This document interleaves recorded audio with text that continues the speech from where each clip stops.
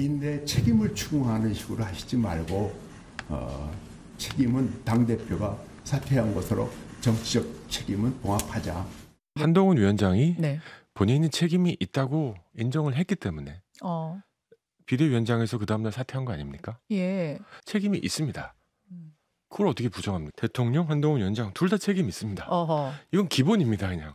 이거는 팩트인 것입니다. 한동훈 위원장이 유세하면서 이야기하는 것들이 그래도 유권자들에게 소구력이 있다고 생각해서 한 번만 더 와달라고 해놓고 지금 와가지고는 그것 때문에 졌다라고 말씀하시는 것은 저는 적절치 않다고 생각합니다.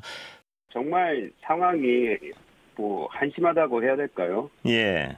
지난 비대위원장으로 한동훈 그 당시 장관을 이렇게 영입을 할 때 가장 앞장서서 그거를 얘기했던 분들이 소위 말하는 친윤계 사람들이었어요. 예.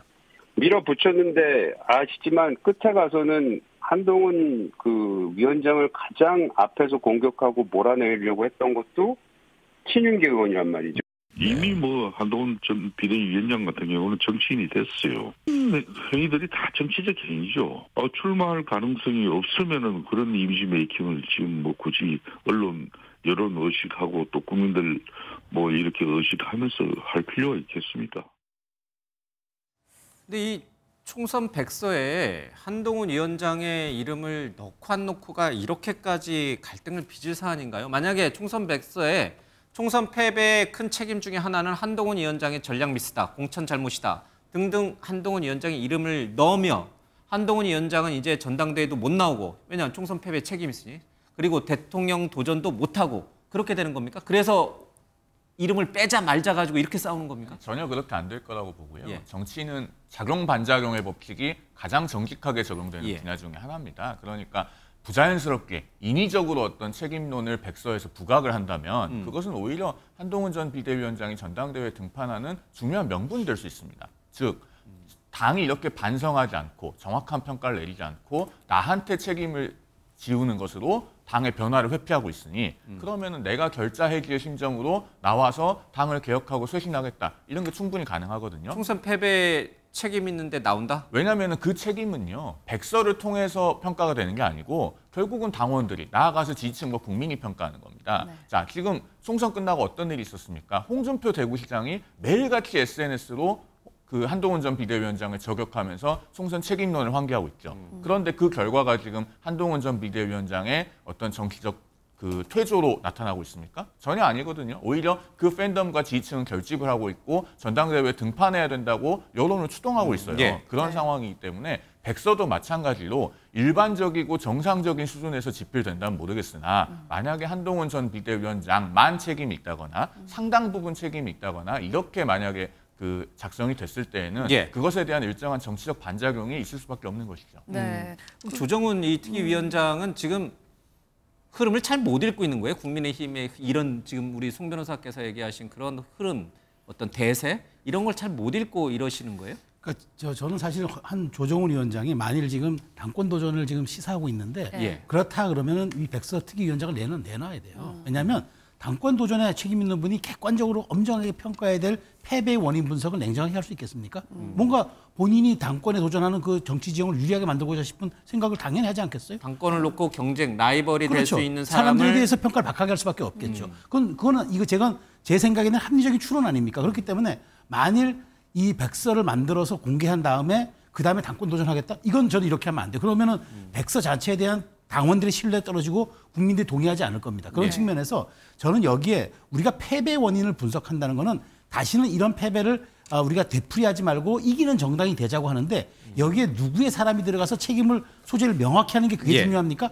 정말로 선거가 구도와 그다음에 이슈와 인물의 싸움이었는데 어디에서 문제가 있었는지 그걸 찾아내는 게 핵심 요인이 아닌가요? 그렇기 때문에 저는 번지수를 잘못 짚었다고 보고 만일 이 TF를 계속 맞대겠다고 하면 당권 도전하면 안 됩니다. 네. 아니면 당권 도전 하겠다고 하면 이 자리를 좀 내놓고 냉정하게 할 수 있는 사람에게 다시 맡기는 게 뭐 외주를 준다든가 제3의 기구에 준다든가 저는 이게 맞다고 봐요. 근데 최승 의원님 솔직하게 여쭤보고 싶습니다. 방금 이제 조정훈 의원의 그 말이 이제 자막으로 나갔는데 한동훈 위원장과 윤 대통령 모두의 책임이다. 네.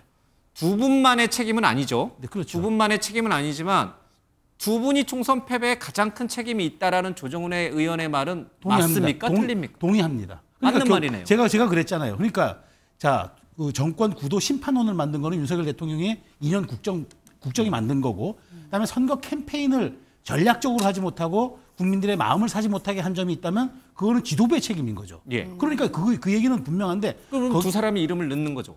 아니, 조정훈 이름을 위원장 넣는다는 게 입장에서는? 그렇죠. 아니, 이름은 넣을 수 있어요. 그러니까 그게 원인이었다 할 수 있는데 그 이름이 들어가는 게 중요한 게 아니잖아요. 어떻게 해서 우리가 패배했는지 그걸 얘기하는 게 중요하지. 자, 기계적으로 아니면 산술적으로 이렇게 해서 여기 70% 있고 여기 20% 있으니까 이게 백서입니다라고 하지 말자는 얘기죠. 윤 대통령 70%, 한동훈 위원장 30% 이런 식으로 할 필요는 없다. 이른바 윤칠 한삼인가요? 그러니까 저는 그런 말들이 오히려 저는 오해를 불러일으키고 억측을 불러일으키고 분열을 불러일으킨다고 생각하는 거예요. 예. 제가 좀 말씀드리면요. 우리가 대학병원에서 환자가 사망을 하면 의사들이 모여서 모탈리티 컨퍼런스라는 걸 합니다. 이 환자를 왜 우리가 치료하는데 실패를 해서 사망에 이르렀는가, 그런 걸 의사들이 토의하는 자리예요. 네. 근데 그 자리에는 어떤 것은 잘 논의되지 않냐면은 이 환자가 평소에 생활 습관이 어때서, 그러니까 어떻게 운동이 부족했고 어떻게 수면이 부족했고 어떻게 불규칙한 생활을 해서 병에 걸려서 우리 병원에 입원하게까지 됐는가, 이거는 논의하지 않아요. 왜냐하면 그건 의사들의 영역이 아니기 때문에. 네. 그런데 총선 패배를 정확하게 분석하려면 바로 그 부분을 분석해야 된다는 거예요.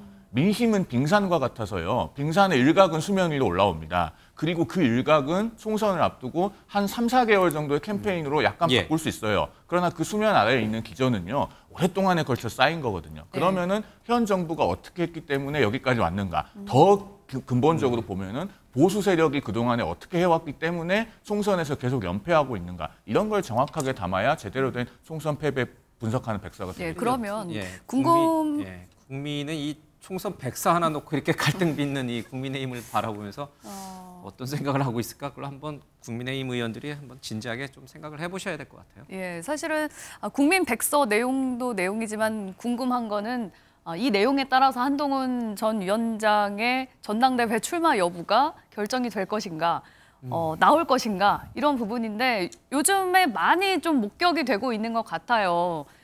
그동안 계속 집에만 있다가 점점 이제 바깥에 공개가 되는 게 슬슬 시동을 거는 것이 아니냐, 이런 해석들도 나오고 있습니다. 교수님께서는 어떻게 보세요? 네, 뭐 정확하게 보신 것 같아요. 그러니까 지금 백서가 아닙니다. 사실은 백서 뒤에는 총선 패배 이후에 당 운영에 누가 주도권을 쥘 것이냐. 이렇게 보면은 정말로 주도권 싸움을 하고 있는 거예요. 그러니까 원래는 백서가 TF였어요. 그런데 지금 위원회로 격상이 됐습니다. 그러니까 위원회로 격상이 되면서 지금 이제 한동훈 전 비대위원장의 인터뷰까지 해서 그걸 시켰다라는 거예요. 그러니까 그 얘기는 뭐냐 하면 한동훈 전 비대위원장이 총선 패배 책임 있으니까 전당대회에 나오지 말라는 얘기입니다, 지금. 이것을 갖다가 지금 밀어붙이고 있는 거고, 아닌데 나 나갈 건데 이거를 갖다가 지금 본인이 책임지고 사퇴하겠다고 그런 사람이 나 나갈 건데 바로 얘기 못 하잖아요. 네. 그러니까 언론 노출을 통해서 계속 시그널을 보내고 있는 거예요. 그럼 이거를 갖다가 밀어주는 사람은 누가 지금 한동훈 비대위원장을 대신해서 밀어주고 있느냐. 네. 당 주도권 경쟁에서 지금 밀려난 수도권 당협위원장들입니다. 그러니까 영남 친윤 현역 당선인들은 지금 소위 말해서 윤석열 대통령을 중심으로 해서 한동훈 잠깐 물러나 있고 우리가 지금 주도권 가지고 당분간 운영할게, 이건 거고, 지금 수도권 이 당협위원장들은 도대체 이렇게 대패를 했는데 뭐가 바뀌는 거냐. 바뀌는 거 하나도 없는 거 아니냐. 그리고 이게 어떻게 한동훈 책임이냐. 윤석열 대통령 책임이지. 그러니까 뭔가 좀 당이 바뀌려면 영남 자민련이 아니라 수도권 중심으로 젊은 사람들이 좀 나서야 되는 거 아니냐, 이러면서 한동훈 추대로 지금 한동훈 그 소위 출마로를 갖다 계속 군부를 떼는 거예요. 그러니까 지금 국민의힘이 소위 영남 당선인들과 수도권 당협위원장들로 쪼개져 있다. 그리고 그것이 지금 총선 백서, 그리고 한동훈 출마냐 불출마냐, 이걸로 지금 드러나고 있는 그런 주도권 싸움이기 때문에 한동훈 전 비대위원장의 도서관 출몰, 그다음에 뭐 동네 출몰, 이거는 이 싸움에서 물러나지 않겠다.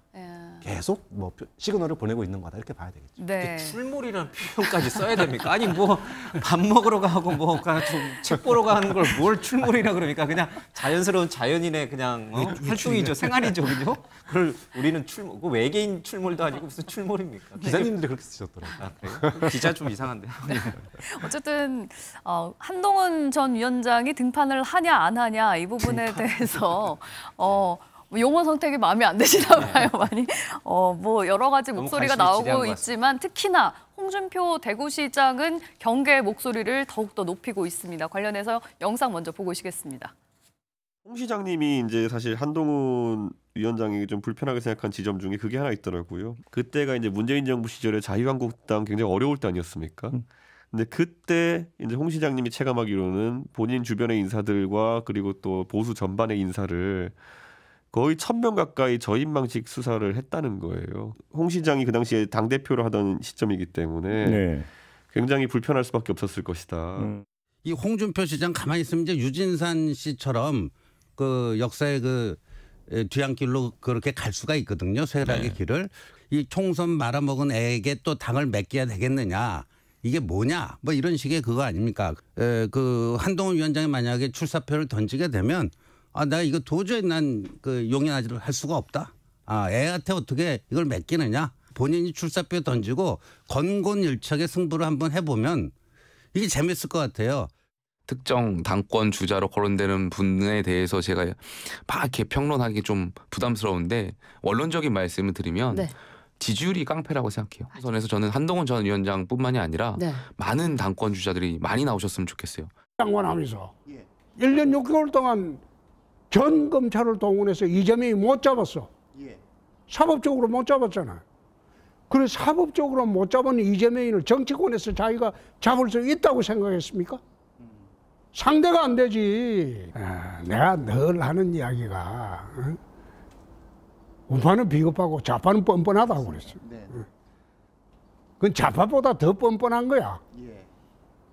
나온들 되겠어요? 총선 말아먹고 다음 지도부는 2년 후에 지방선거를 해야 돼요. 그럼 총선 말아먹은 사람이 또 지방선거도 말아먹으라고? 상식적으로 그게 가능한 이야기를 좀 하시라고. 상식적인 사람이라면 총선 참패해가지고 나라가 휘청거리는데 또 하겠다? 그거 찍어주는 사람은 진짜 우리 당에서 찍어주면 우리 당은 해체해야 돼. 더 이상 뭐 당에 존속할 의미가 없어요. 네, 한 전 위원장에 대해서 나와야 된다, 전당대회 나오지 말아야 된다, 당내에서 여러 가지 목소리가 있는 것 같습니다. 송영훈 대변인님께서 보시기에 홍준표 시장의 발언 수위가 꽤 높아지고 있는데 이거는 진짜 당을 위해서 국민의힘의 미래를 위한 진정한 쓴소리라고 보시는지 아니면 다른 목적이 있다고 보시는지요? 자기 정치죠. 자기 정치고 지금 총선이 끝난 순간부터 국민의힘, 민주당도 마찬가지고요. 차기 대권 주자라고 불리는 분들은 이미 대권 레이스에 총성이 울린 겁니다. 그래서 그걸 염두에 두고 다 전략적인 행동을 하고 있는 거예요. 그러니까 홍준표 시장처럼 뭐 두드러진 언행을 하지 않더라도 뭐 당선자, 낙선자들과 꾸준히 식사를 한다든가 이런 것들도 다 그 대권 행보의 일종으로 봐야 되고 홍 시장 같은 경우는 지금 이제 현역 광역단체장 아닙니까? 그러니까 당대표 선거에 바로 나오기도 어렵죠. 물론 그것이 정당법상 금지되거나 국민의힘 당원당규상 금지되어 있긴 않지만 현실적으로는 당대표가 되겠다고 한다면 대구시장 자리를 내려놔야 됩니다. 보궐선거 해야 되겠죠. 그러면은 예의와 품격의 도시이자 약속을 중시하는 그런 대구 시민들께서 그런 정치적 행위를 용납하시겠는가라고 보면은 홍 시장은 대구시장 자리에 묶여 있어야 돼요. 그런데 한동훈 전 비대위원장이 등판해서 국민의힘의 당대표가 되고 당을 그 자신의 사람들로 채워가는 것이 홍 시장 입장에서는 매우 부담스러운 것이죠. 그러니까 총선이 끝나자마자 연일 강도 높은 발언으로 공격을 하고 있는데 문제는 그렇게 공격을 하면서 계속 역효과가 난다는 겁니다. 아까도 제가 말씀드렸지만은 그 한동훈 전 비대위원장의 팬덤은 저런 말에 반발해서 굉장히 결속력이 높아지고 있어요. 위드훈이라고 하는 팬클럽이 있는데 총선 전에는 한 2만 명이 약간 안 되는 규모였다가 지금은 6만 명이 넘었다고 하지 않습니까? 가입자 수가. 그렇게 가시적으로 숫자로 드러나고 있기 때문에 홍 시장의 저런 정치 행위가 효율적인 것인지에 대해서는 저는 매우 의문이 있습니다. 어쨌든 뭐 대통령에 대해서는 뭐 김건희 여사를 지키는 게 뭐 상남자의 도리다 이렇게 띄우기를 한참 하시고 대통령에 대해서는. 또 한동훈 전 위원장에 대해서는 아주 이제 강도 높게 비판하는 흐름이 계속 이어지는 것 같습니다. 그런데 출몰한 한동훈 전 위원장이 도서관에서 읽은 책이 김보영 SF 작가의 소설 종의 기원답 읽으셨다면서요? 네, 저는 다 읽었습니다. 어떤 뭐 정치적인 함의가 있어요? 그 책에? 있다고 해석될 여지도 있죠. 왜냐하면은 그래요? 이제 공공장소인 도서관에서 그런 책을 읽으면은 어떤 책을 보고 있더라라고 하는 것까지 SNS 목격담이 올라오지 않겠습니까? 물론 이제 한동훈 전 비대위원장 쪽에서는 그런 목격담 정치 하지 않는다고 하니까 뭐 이것은 제가 어떤 추론으로 말씀을 드리는 것입니다만은 그 책의 내용이 굉장히 재밌어요. 우리가 그 고대에도 인간과 신의 이야기는 결국 인간의 이야기를 하기 위한 거거든요. 그게 이제 현대에 오면 로봇이라는 존재가 있기 때문에 인간과 로봇의 이야기도 결국은 인간의 이야기를 하려고 하는 겁니다. 네. 이 책의 내용이 뭐냐면은 로봇들이 인간들이 다 멸절된 세상에서 로봇들끼리 살아가요. 대부분의 로봇은 인간을 본 적이 없어요. 그런데 어느 순간에 로봇들이 연구소에서 인간을 탄생시켜요. 원래 로봇을 인간이 만든 거잖아요. 근데 거꾸로 로봇이 인간을 만듭니다. 그러면서 로봇들이 인본주의자와 비인본주의자로 나뉘어요. 뭐 연상되는 거 있지 않습니까? 우리 정치권에서. 예. 그리고 이제 그 이상의 내용은 제가 스포일러가 될 것 같아서 자세히 말씀을 드릴 수가 없는데 이 책의 마지막에 가면요. 그 갈등이 해소되고 나서 나오는 문장이 있어요. 권력을 가장 현명하게 쓰는 방법은 권력을 내려놓는 것이다.